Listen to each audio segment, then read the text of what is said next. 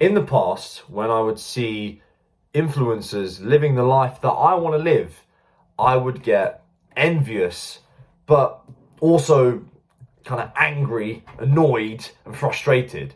I'd be like, is this person getting some sort of sick kick out of making me feel like shit? They're like, oh, look at me. I get to travel all the time. I'm surrounded by successful people. I have a great body. I'm making loads of money. Like, do you get some sort of sick kick out of showing me that and making me feel like shit because I have none of that? You know, I'd be like, is this some sort of narcissistic person that, you know, everything is just about, look at me, look how great my life is? Like, that was, I'll be honest, that was genuinely what was going through my mind. But then, over some time, this has now evolved into a much more healthy frame of mind. One thing that changed my frame of mind was something that Russell Brand said. He said, if you see something or someone and you feel a sense of envy or jealousy, then that is speaking to something deep within you that tells you you want that thing, right? So if I see someone win a gold medal at ice skating, I'm not going to feel envious of that because I don't want that, right? But if I do see someone making a bunch of money, traveling the world, meeting great people, I am going to feel envious of that because that's something I want, right? So very simple. And as a side note, if you don't know what you want in life, maybe assess what makes you feel envious of people that you see. And that might be a compass to guide you to what you want to achieve. Anyway, so now my current framework is much more positive. So it's not that I don't feel the envy, it's just the way I interpret that feeling is way different. Firstly, I don't assign all of these negative feelings to that individual, right? So I don't know what's going on in these individual influencers' heads, right? Some of them might just make the content that they want to make because they want the glory, the adoration, the attention, right? But that's them on an individual basis.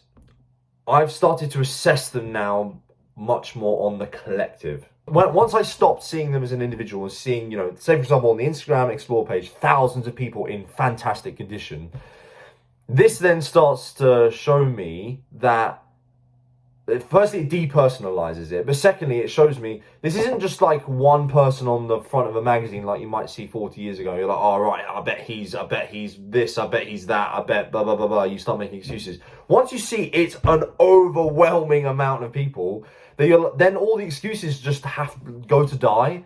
And then you're left thinking like, actually, like, so many people have achieved a fantastic physique. Why can't I? You know, it takes the blow away from it. I think that the journey to success is like climbing a mountain, and at the top you get a piece of the success pie. The only caveat to that is that you can't see the pie when you're at the bottom or you're climbing the mountain. But you can see the people that are already at the top of the mountain. You see that there is a small amount of people at the top of the mountain, and then you infer from that that the success pie at the top must be small. But actually, that's incorrect. The reason there's a small amount of people at the top of the mountain is because the mountain is hard to climb. But actually, once you get to the top, you realize that this pie is fucking massive. And loads more people could have the pie, but they don't climb the mountain to get there because it's hard.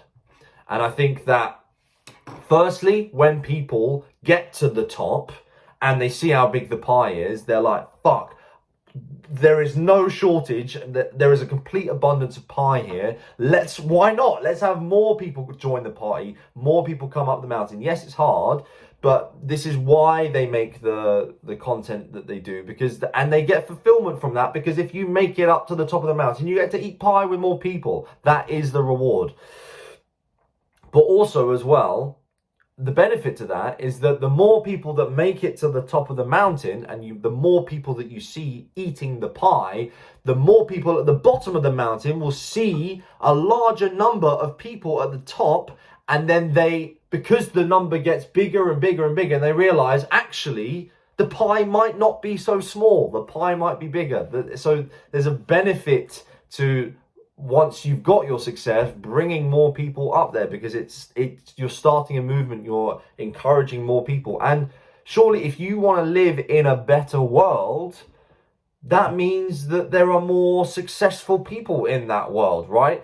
A better world doesn't necessarily mean you alone are more successful and everyone else is struggling still, because you're still an entity that operates within a world, within a network, within things. You want the best life that anyone could have in the world is if everyone was doing well, yeah?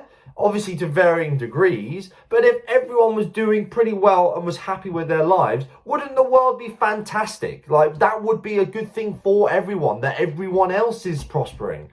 So that's the way that I've reframed this in my mind. It's not, you can choose to see it from a perspective of that person is self-centered, or you could choose to see it from the perspective of they're helping other people. The truth of that is up to that individual.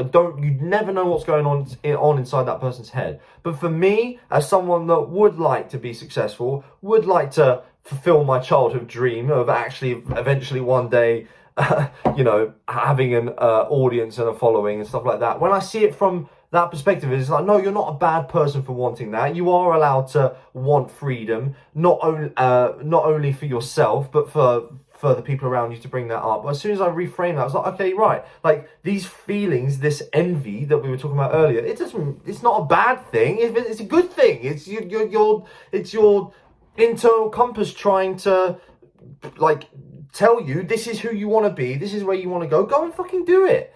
So yeah, that's where I am at with that now. Much more healthy, much more positive reframing of the same feeling. Yeah, the envious feeling still there. It's just a much more